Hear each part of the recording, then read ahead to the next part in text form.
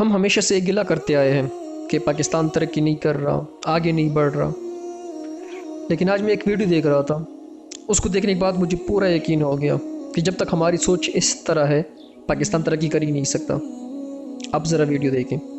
آپ کا انٹرسٹ ہے پالیٹکس وغیرہ کے اندر؟ تھا پی ٹی آئی کے ساتھ، لیکن جب سے میرے بابا بھی گورنمنٹ جاب میں تھے تو مجھے اب آئیڈیا ہو گیا کہ پی ٹی آئی سے بہتر نون لیگ ہے۔ اچھا، تو کیسے اندازہ ہوا؟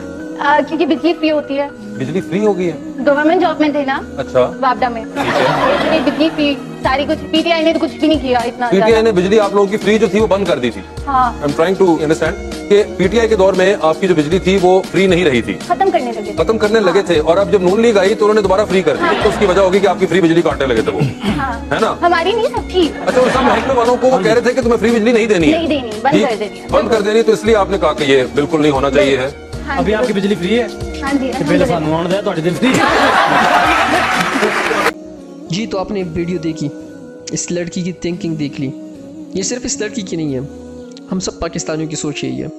اگر 100 پاکستانیوں کو لیا جائے تو اس میں سے 95، 98، 96 تقریباً اتنے لوگ یہی سوچتے ہیں کہ اگر میرا بھلا ہو رہا ہے اور ملک کا بیڑا غرق ہو رہا ہے تو ہونے دو، کیا فرق پڑتا ہے؟ اور پھر اس سے مایوس ہو کے ہم کیا کرتے ہیں؟ میں نے ایک دوسری ویڈیو دیکھی، ذرا وہ دیکھیں۔ گیسٹ ہاؤس اور بچہ کیسے؟ ٹھیک ہے، کہاں سے تھوڑا بات کر لیجیے گا؟ ہاں میں کہاں سے؟ Which country? انگلینڈ سے۔ آپ کو کہاں سے؟ جی آپ کو کہاں سے؟ Role again.